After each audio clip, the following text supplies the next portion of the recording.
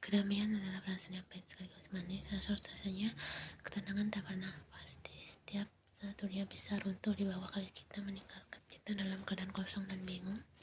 Aku seorang yang realistis dalam banyak hal. Aku selalu tahu untuk tak berpegang teguh pada kebahagiaan yang ku rasakan, karena seketika kebahagiaanku bisa direnggut dariku. Kesadaran itu muncul ketika aku baru berusia 8 tahun.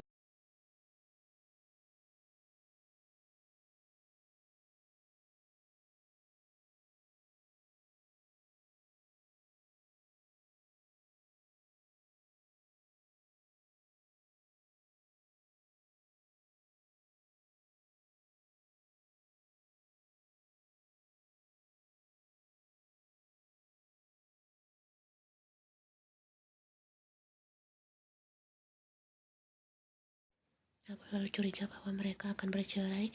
Itu adalah nasib malang yang menimpa keluargaku, dan aku tidak dapat melakukan apapun untuk mencegahnya. Ada hari-hari ketika aku memohon kepada siapapun yang mendengarkan untuk memisahkan mereka saat bertengkar, namun itu tidak pernah terjadi. Seiring berjalannya waktu, aku menjadi kebal terhadap suara-suara guci antik kesayangan ibu yang menghantam dinding. Ayah berteriak kepadanya untuk mengendalikan dia.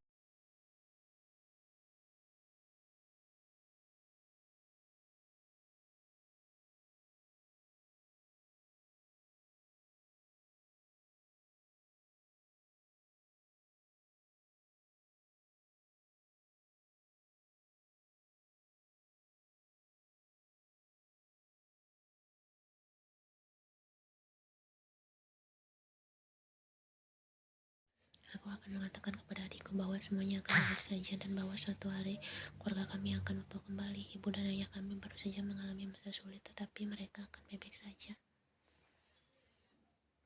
Semua bohong dan saya tahu itu, namun itu tempat di benakku. Aku memiliki harapan. Gadis kecil kaya yang manja itu memiliki harapan bahwa pada suatu saat semuanya akan kembali normal.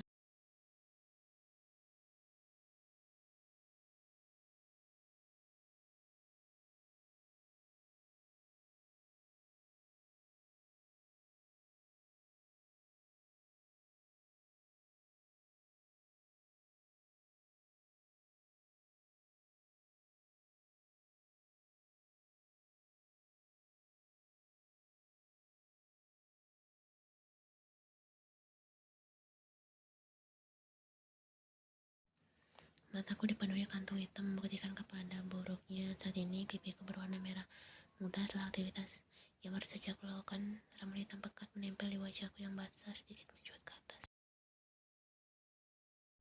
Aku meletakkan tanganku di atas kepalaku, mencoba menyisirnya dengan jari-jariku. Tak banyak membantu, tapi aku tak merasa perlu berusaha keras untuk terlihat cantik hanya untuk duduk di tempat tidur selama sisa minggu ini.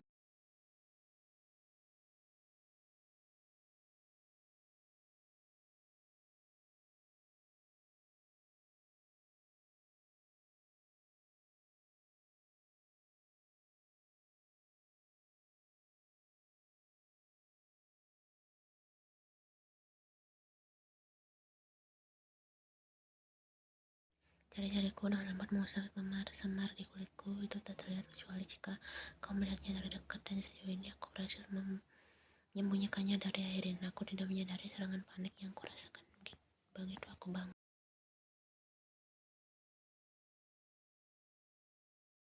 Dia sudah keluar pintu saat aku tiba di dapur, tetapi aku tak mengharapkan apapun yang kurang dari itu. Kami akan bicara saat dia siap, tetapi untuk saat ini aku akan memberinya ruang yang dia butuhkan.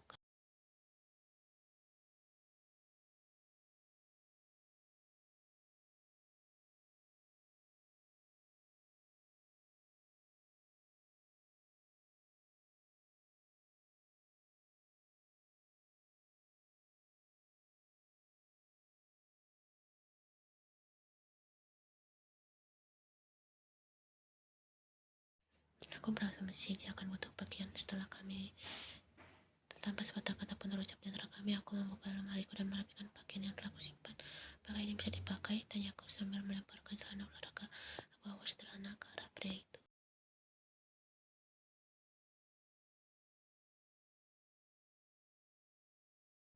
Dia tersenyum, itu sempurna. Terima kasih sayang. Pelukku langsung terasa mulas mendengar katanya, menyebabkan sedikit warna merah di pipiku.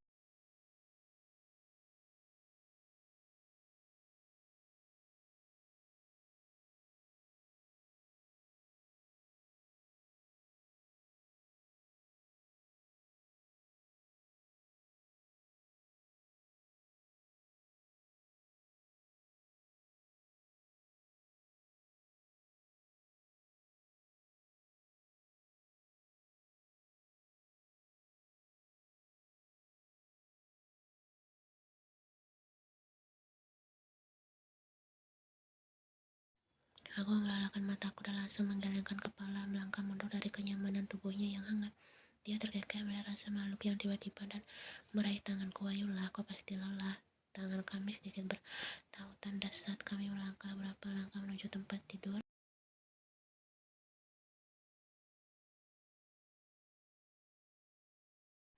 Aku membiarkannya sejenak merasa nyaman di sebelahku yang nyaman. Bisakah kau tetap tinggal? Tanyaku gugup saat dia berbalik untuk mematikan lampu. Segera menutupi kami dalam kegelapan malam. Aku tidak akan pergi, bahkan jika kau memintaku, jawab Taehyung.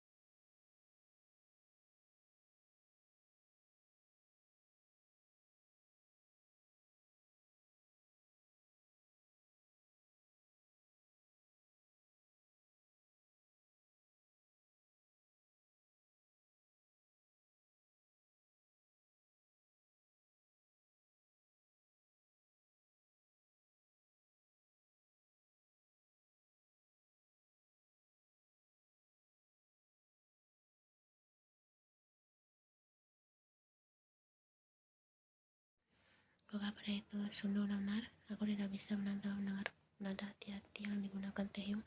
Kenapa kau benar-benar cemburu? Tanpa sadar, pelukannya semakin erat padaku. Ya, gumanya. Apa? Tanya aku menahan senyum. Ya, terserahlah, aku cemburu. Terus kenapa? Aku menggeser tubuhnya dan membalikkan tubuhku untuk menatap mata Taehyung.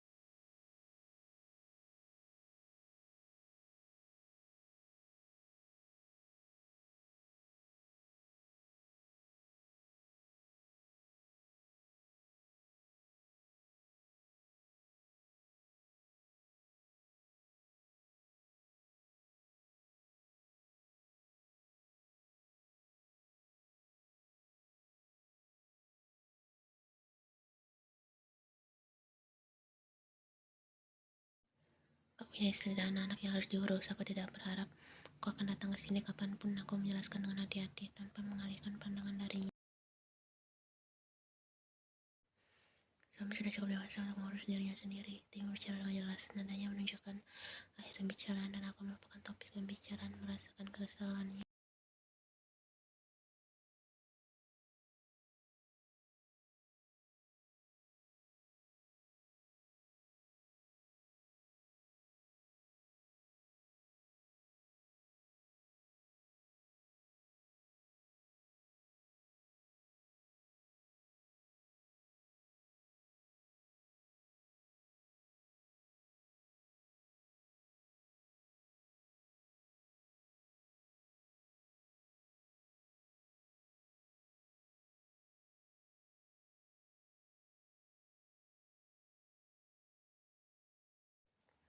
Aku meraih perangkat itu dan mendekatkannya di wajahku melihat nama si penelpon. Sunu, aku berbicara. Aku disini agar minum obat yang aku bawakan untukmu. Sunu bernyanyi melalui gagang telepon. Itu akan membuatmu pingsan, tapi rasa sakitnya akan mereda. Apakah pacarmu yang seksi masih di sana? Aduh sayang, dia sudah berusia 60 tahun. Aku harus pergi, sayang kamu.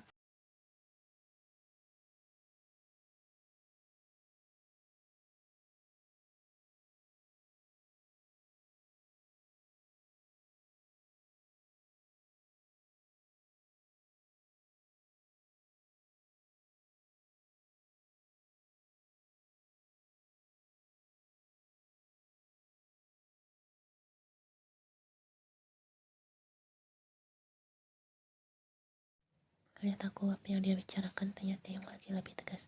Sebelum aku sempat menjawab, dia segera menyalakan lampu kecil yang bertengkar di meja samping tempat tidurku. Aku mengerjap cepat, berusaha menyesuaikan diri dengan cahaya terang itu. Alih-alih membuatnya semakin marah, aku menatap Taehyung dengan gugup, berharap dia tidak menyadari memar yang memudar di pipiku.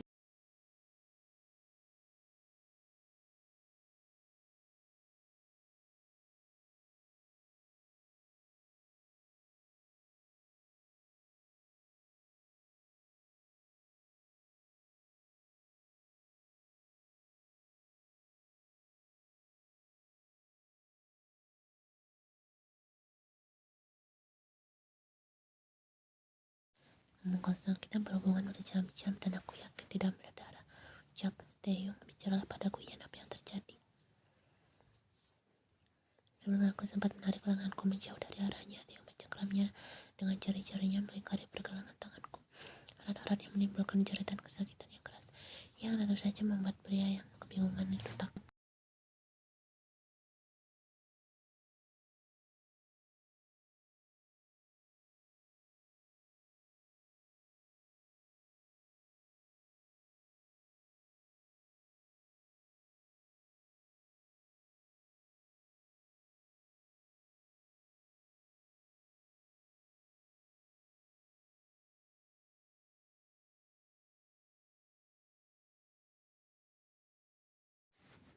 Penjelasan yang seharusnya berlangsung selama 20 menit berubah menjadi setengah jam. Air mataku yang tak henti-hentinya berpanjang. Air ceritaku, tak apa.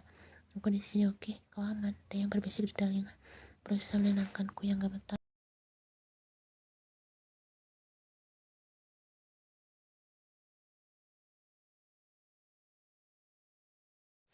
Aku mengaku lemah dan memeluknya lebih erat. Mungkin aku menyakitkan, namun dia tampaknya tak peduli dan aku bersyukur karenanya.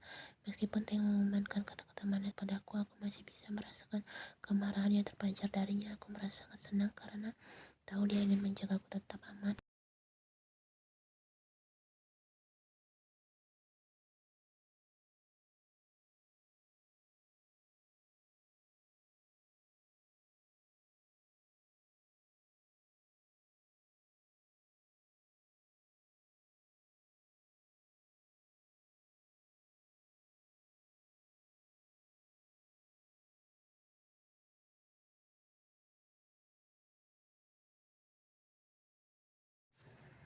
Kita akan menemukannya, dia bicara dengan antusias. Kita akan menemukannya dan aku menjauhkan diri dari pelukan yang aman dan berbalik menghadapnya. Kemarahan yang menari-nari di mata Theo terlihat. Tidak, aku langsung menolak tawarannya. Tidak, aku tidak ingin dia punya alasan lain untuk mengejarku. Aku akan mengatasinya. Aku janji. Apa kau percaya padaku?